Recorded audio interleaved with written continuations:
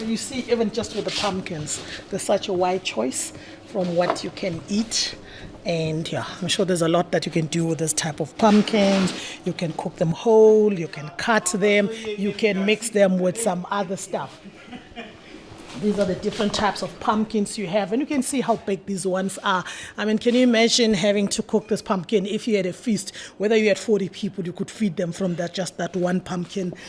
Look at the type of beautiful, beautiful sweet potatoes that we have. This one is solid. You don't have to add anything onto it. And yeah, we've got different types of pumpkins there as well. We've got the African melons. You can make preserves from these. You can cook them, mix them with your crushed sorghum meal. You can mix them with your maize meal or whatever that you want to do with them. So we've got all of these. We've got some indigenous teas. We've got the beans already packed. You already see there's more beans than what you would actually find in the stores. All of that stuff nicely packed. We've got different types of grains, flours, milled kind of grains. Yeah, so there we've got mung beans that still needs to be deshelled, but those are the options we have. We've got the African cucumbers as well as another kind of a crop that people can eat, and we know it's highly loaded in iron, so people that are anemic, that are not feeling so good, low blood kind of situation, they could actually feast on those. So they don't feel that I'm popping a pill, because you're eating something that really already solves your health problems.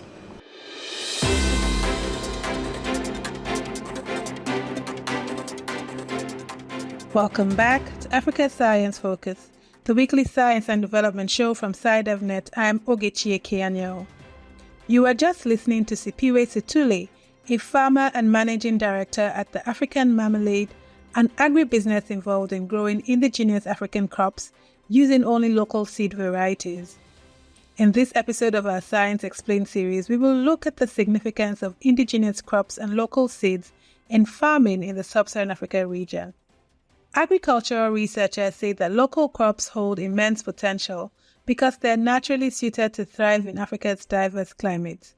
For instance, in the Neglected Crops of Africa study published in the International Journal for Agricultural Technology, agriculture diversity researchers found that many plant species in Africa are untapped. This stemmed from factors such as the loss of local knowledge, a lack of research, and limited marketing opportunities.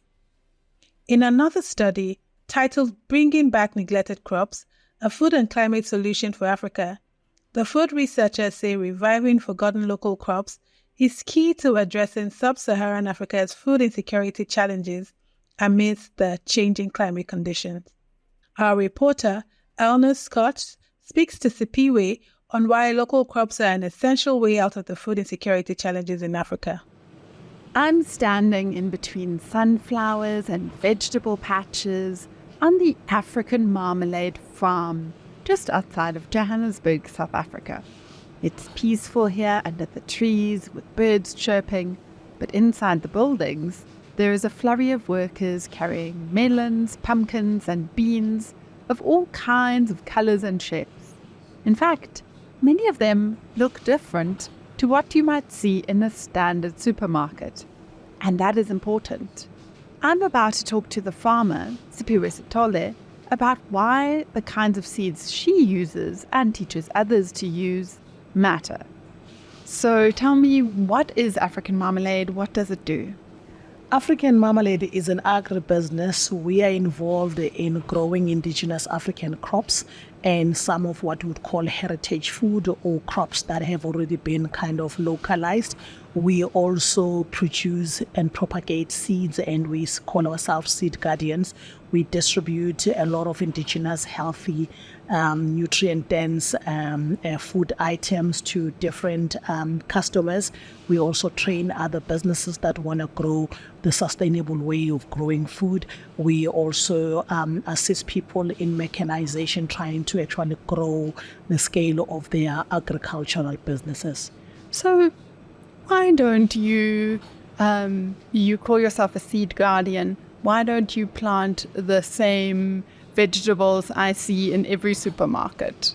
Well, the reason why we don't grow those kind of vegetables is that, one, there's already many people that are doing that.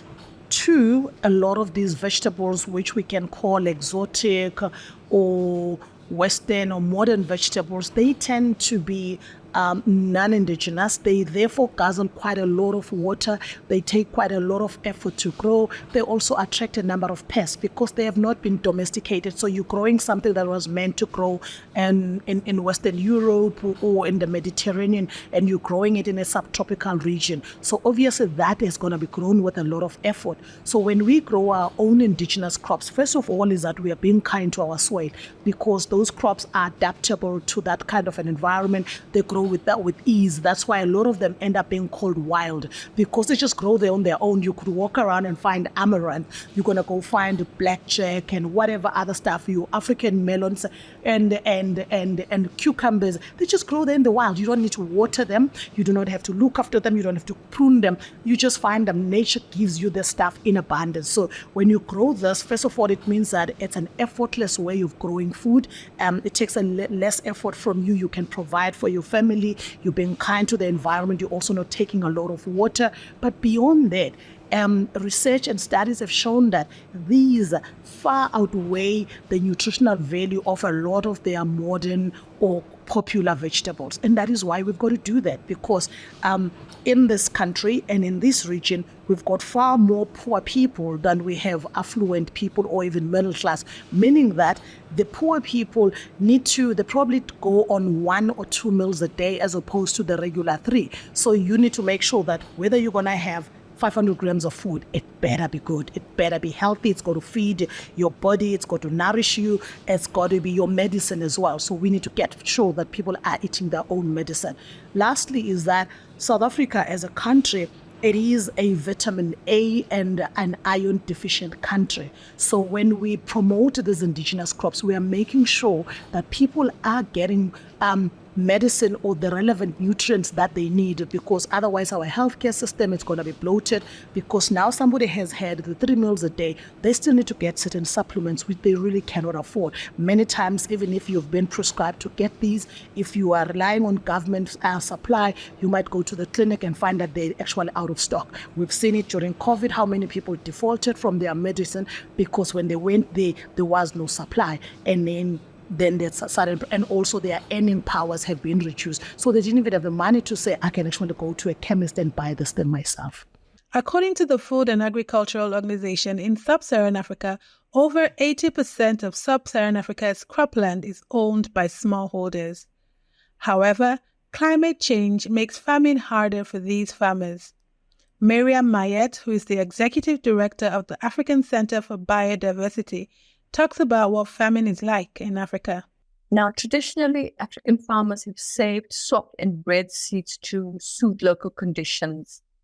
But as private seed companies began to grow and consolidate, and they focus on a narrower range of seeds, of a handful of commercially lucrative crops. So these, a handful of commercially lucrative crops would include things like soybean, sunflower, so the oilseeds, maize, wheat. Although we're not big wheat growers, we import a lot of wheat, but it's part of the commercial bundle. Then in West Africa, there's a lot of oil palm. So we do grow some tea and coffee in some parts of Africa, but you can see that it takes the shape very much of colonial plantation crops. There's still a lot of sugarcane being grown, cotton in West Africa. So these all colonial type crops, and then the major commercial crops, and then the commercial vegetables is mostly imported. So as these private seed companies continue to grow and consolidate, and they focus on a very narrow range of seed, obviously we will find that our agricultural biodiversity will become depleted. At the same time, we show that the total crop diversity in the world in the past 50 years or so have been substantially eroded because of the expansion of industrial agriculture in this narrow band of commercial crops and the expansion of small-scale farmers to operate, because it's within the small-scale farming seed systems where you're finding the diversity, because they have been traditionally recognized also in international treaties as custodians of biodiversity and responsible for over 10,000 years of breeding that brought about the diversity we have in the world. Mariam highlighted the concerning trend of narrowing biodiversity. But what does this mean? To find out, we're going over to Professor Albert Modi, the Executive Dean of the Faculty of Natural Sciences at the Walter Sisulu University, South Africa.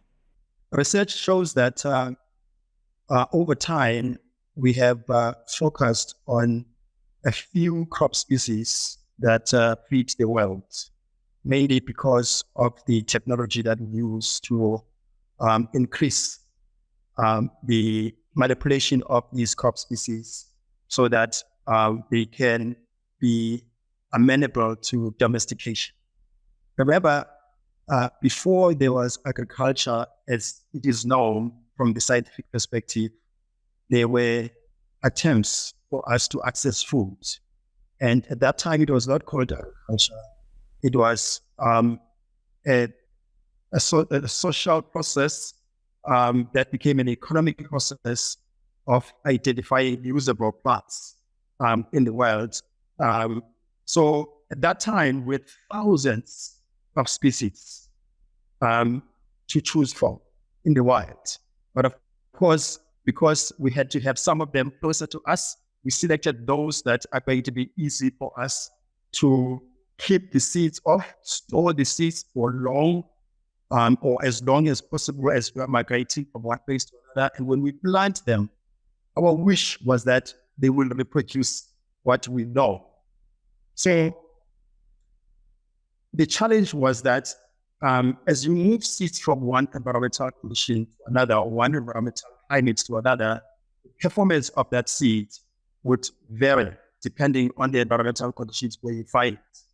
So in the end, we ended up now having a few crop species. For example, rice, wheat, and maize are the dominant cereals that feed us.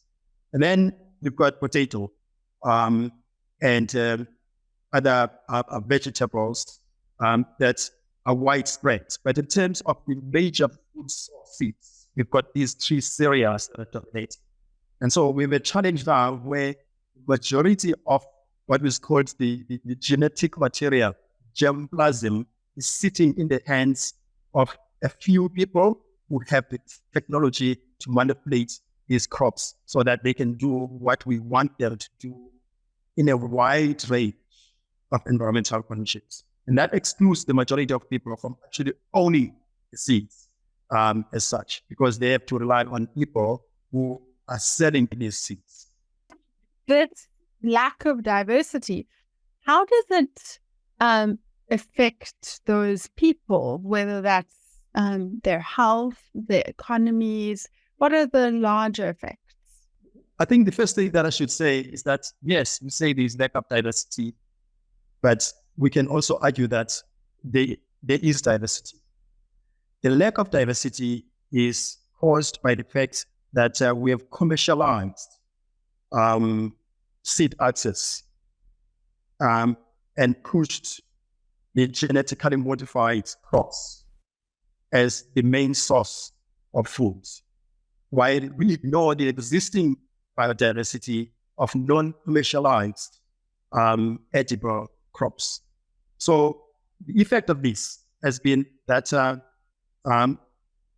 people who do not have access to the genetically modified seeds not able to produce them, even if you were to give them these seeds, without providing all the necessary management conditions and the manipulation of the environment to produce the seeds.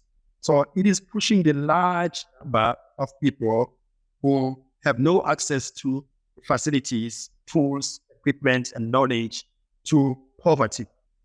And now the importance of money in food security is increasing unnecessarily.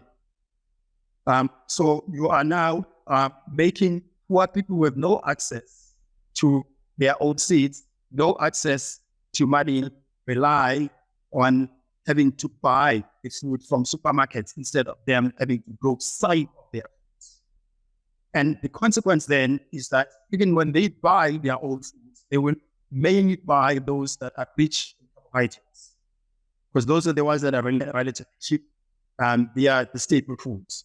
And the ones that are rich in other nutrients, minerals, and vitamins, will be more expensive for them, and they will be forced to buy them if they've got money. But in a way, they are basically forced not to buy them, and that compromises the food security, which means their ability to live a livelihood where health is protected as a result of having access to food. We go back to Mariam, who spoke to us about some of the issues with Africa's seed system and what it means for agriculture. I think that we need to understand that our seed systems in sub-Saharan Africa is classified in the literature as being two systems, okay? One they call the formal system and one they call the informal system.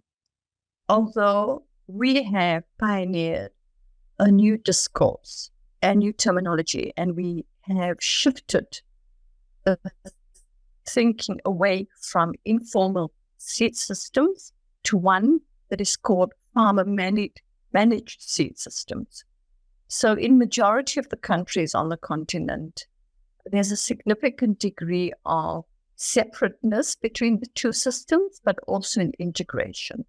There's also a third system that is not well researched and spoken about, and this is seed aid that comes in from the global markets through the World Food Programme and other charitable agencies, and they go mainly to strife-torn countries like Burundi, the DRC, Somalia, I would think, South Sudan, parts of Kenya, and Zimbabwe. Now, maize and horticulture are the two biggest seed markets on the continent, with maize being mainly hybrid. And when we talk about hybrid maize, we're talking about a process that results from the fertilization of one plant by another genetically unrelated plant. And so this plant that bears the seed is called the female or seed parent, while the plant that provides the pollen to fertilize the female is called a male or pollen parent. So the hybrid maize sector is mostly in the hands of big companies. This is where a lot of the intellectual property rights reside over the special breeding lines. And it's very, very lucrative, especially in terms of maize. Almost all the maize grown in South Africa is genetically modified, and the traits are owned by one or other of those multinational companies, and they also license to each other. It's completely reliant on agrochemicals. GM maize must be grown with concoction of glyphosate, glyphosate ammonium, and now more recently in South Africa, they've approved GM maize to resist, to be tolerant to 2,4-D. Now, you must remember that hybrid maize means that if you save the seed and you try to replant it for the second season, it loses a lot of vigor and you'll have very bad yields. So hybrid maize is kind of a form of inbred intellectual property, because you have to go back to the seed company every year and buy new seed. And this is where the seed companies make their money. They are completely and utterly opposed to the notion that farmers are allowed to save seed from the previous harvest for the purposes of propagating that seed, for propagating purposes as seed, and for growing the next year's crop. So it's really important to understand the mechanisms around hybrid seed and the extent to which it takes away agency from farmers and the dependency created by these companies on the part of farmers. We've seen over the last 10 years, especially, that many countries on the continent began to introduce very draconian seed laws and policies. So we're seeing a lot of lockdown of these systems and a lot of criminalizing of these systems and the expansion of the footprint of the corporate seed sector, of industrial agriculture, and a lot of pressure on land. So we've also seen a lot of land grabbing, a lot of dispossession taking place. We've seen, so as a lot of extractive activities like mining, industrial agriculture, plantations expand to feed ever-growing markets, they need more and more land. Conflicts are also responsible for a lot of dispossession of small-scale farmers. And we now find ourselves in the dire circumstances where our agricultural biodiversity is being imperiled. And if our agricultural biodiversity is imperiled, we will not have a chance of existence on this earth. In sub-Saharan Africa, the effects of colonialism have led to the loss of local seeds and a decline in agricultural biodiversity. Method Gundidza, director of EarthLore Foundation, told us more about this. When we talk about the losing of certain seeds and varieties, local seeds and varieties of them, we can't not talk about colonialism. And by this, I mean the way food has been organized since colonial times has been such that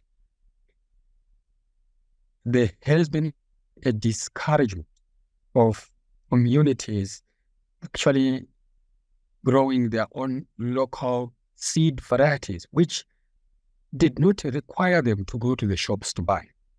So there is a connection between the whole thing of economy and what people need to grow and eat.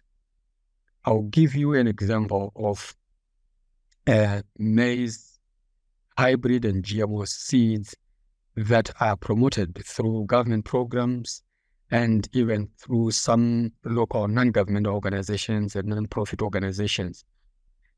These are varieties that farmers plant and harvest one season, and they have to go back buy the same seeds the following year. Now, they are not going to buy only the seeds. That seed comes with a pack of, other things. So it's the seed, it is the fertilizer, it is the pesticides as well. It's a package that comes and is nearly given to people through government programs, sometimes for free, and through this constant service of being given seeds. And some of these programs actually working through contract farming, where farmers give up bits of their land, and over time, almost all of their land, to grow crops for other people, for sale and not for consumption. In the end, farmers forget that they have to plant their own seeds suited for local conditions, for local climatic conditions, and therefore can be more resilient, better resilient than seeds that come from elsewhere. So I wonder, in shifting this, not just in terms of particular communities, but on a larger scale, what role does science play? Science has a big role to play.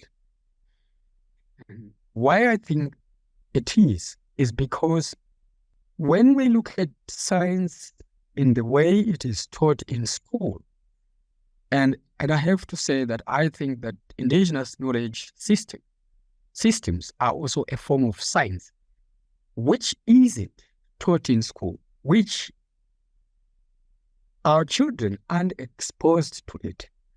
They are exposed to science which has a history and a background and a focus more on Western ideas and concepts and ways of seeing and working. And I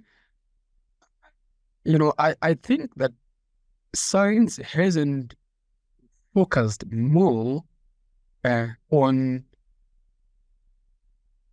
identifying local seed varieties and then amplifying the medicinal, nutritional, health, and all those benefits that are derived from local seed varieties. And that through science, bringing all this up and then really put it out into the open and give this into curricula so that we understand that the local seed varieties and the foods they produce are good for us, and it is good to plant them and to eat them. We're going back to Mariam to discuss ways African smallholder farmers can incorporate local seeds in their farming. We're going to have to accept that things will have to change. We're going to have to realize that we will have to revise national, regional, continental, and international policies to reflect the interconnectedness between biodiversity, climate change, food systems, the pharmaceutical systems, and the agriculture agendas. At the moment, it's being dealt with in a very siloed approach. And we need to look at how these are mutually reinforcing. We need to have a just transition that looks beyond pathways just to decarbonize economies. And we know that nobody in the world is seriously thinking of cutting fuel production, cutting the production of oil, gas. We know that that's not going to happen. And rather look at the impacts and ramifications that go beyond just this dogmatic focus on a climate solution, and to the intersecting crisis that we are facing, and address it in multiple ways and multiple pathways. Now, diverse territorial food systems could be one pathway. We're not saying it's going to solve all our problems, but we need to think about how we can build on smallholder farmer seed systems, because these offer and embed already an agroecological agricultural biodiversity approach. And it already is situated at the cusp of a transition. And we need to transition this.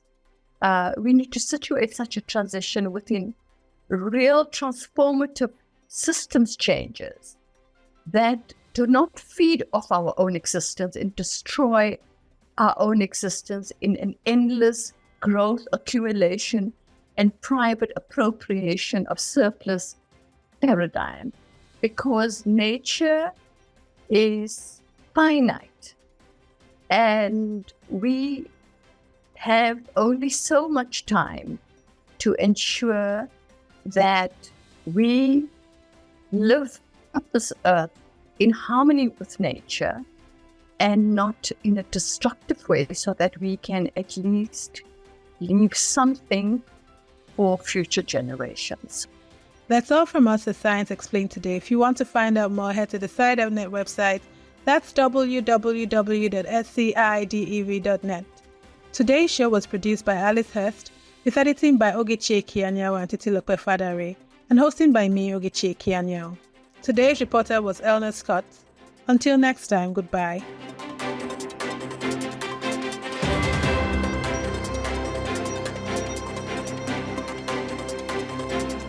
Africa Science Focus is produced by SciDevNet and distributed in association with your local radio station.